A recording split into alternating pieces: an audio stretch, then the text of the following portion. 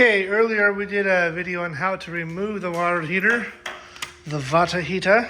I'm mumbling. Now I'm going to attempt to roll it back in here with one hand. So this is how you would replace it, whether it be a new one or an old one. We only took it out so we could put the flooring in there. If you were going to replace it, you would have to redo this piping here. In this unit, this is just dumps onto the floor and goes down the floor drain. In some of the other units at this apartment complex, that is actually plumbed to the outside. So we're gonna push it all the way back in there, right up against the wall, or right about to the wall.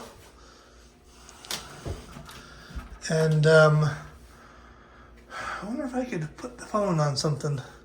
Well, I'll just do it with one hand here. You know, these things were not, this one was only hand tight, which surprised me. I had a glove on, but still, I shouldn't be that loose. So we'll put these on, and you wanna, I can't do this with just one hand. So yeah, I'm gonna pause and then come back. Well, if I was a professional YouTuber, I'd have a videographer. So these, you don't want to be so tight that you crush the rubber washer in there and cut it in two pieces. I've seen that happen before. Or in other words, you can over tighten these. At the same time, you don't want to have them too loose. But based off of how tight they were, they don't need to be very tight to not leak. So that one's tight there. I'm gonna tighten this one up. This wrench is big enough I could, if I put all my body strength in there, I could rip these threads right off, probably. I wouldn't want to do that. You need a big wrench more for loosening it than for tightening it. In this kind of an application anyway.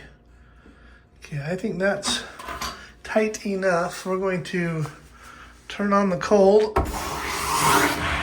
or the water supply. We're going to come over in the kitchen. We're going to turn on the hot water in here, let the air out, because I pumped a bunch of air into the lines. It'll stop burping air in a minute. And then we'll sit here and listen and watch. This water leaking here was from when I hooked it up just now. Biggest thing to do is to get the water flowing and make sure there's no water leaking once it's under full pressure. And we're gonna put the wire nuts back on this. I'm gonna pause the camera while I do that because it's just too difficult. Okay, got the two wire nuts on there. Black on black. The red is on white. I mentioned that earlier in my last video taking this out, how that's not typically the way it's done. The white wire is the common wire, or the ground, not the ground, it's AC. The white wire is the common or neutral is what I meant to say. A good electrician would have wrapped the white wire with red or black electrical tape to indicate that it is a hot wire. Hot is going to be your black and red are hot. Oh, you hear that? I love that. That's the sound of the last bit of air being pushed out. I love how that sounds when it does that. We can go over here and shut this off now.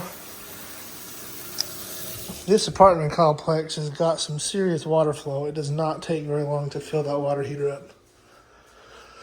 So now I was saying that typically an electrician will label the white wire, which is the common and neutral. They'll label that with black or red electrical tape. Inside that box, we're not going to open it up, but inside that box, there's a good chance that, oh, actually, it was probably white in there too. Anyway, it's just the way that it's done. But the white is usually common. In this case, it's being used as a hot. So that can be very confusing to some people, because you would never, ever tie the white wire to a hot. You'll get a big problem real fast. In this case, the water heater is 240 volts. One way you can know that it is 240 volts is, one, it's a big water heater, but also on the breaker here, it's a double breaker. The breakers are tied together. That's a double. These are all singles, right? This is a double. That's a double. It's a double 30. So really, it's so how that is basically you've got the red wire and the black wire. If you want to learn more about that, let me know, and I can do another video on that as how that works inside the panel. But yeah, that's a double breaker. Now if you come in here, you can already hear it. I don't know if you can hear that or not.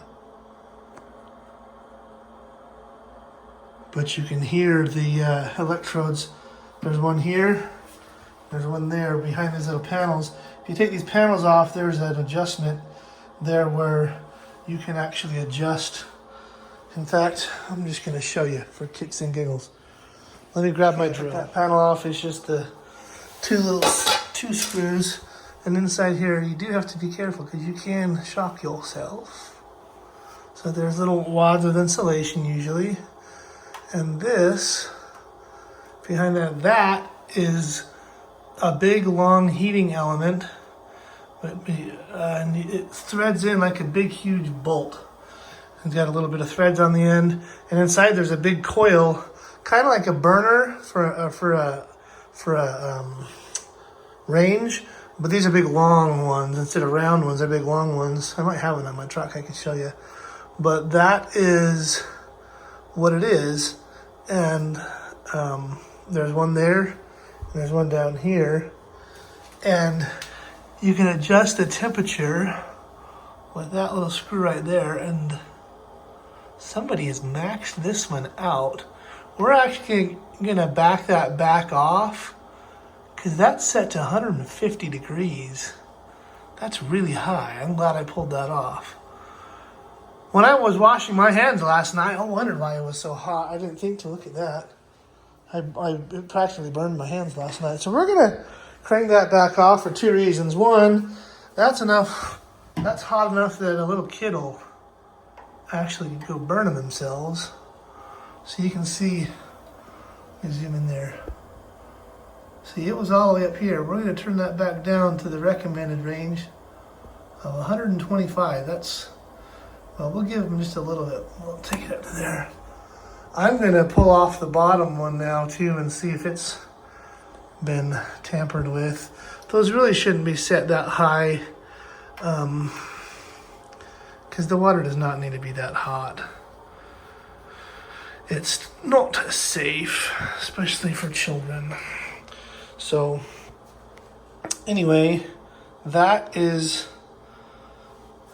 where the electrode is. Sometimes they'll get tripped. This is a little reset button there. That'll pop out if it's triggered. You can see that. That will pop out, and it's a safety mechanism. Again, there's also one down the bottom. So yeah, that's all there is to an electric water heater. It is basically a glorified coffee pot. Coffee pot on steroids. So yeah, hope you guys enjoyed the how-to on this. I'm going to push these wires back down in and put those back together, but that's it.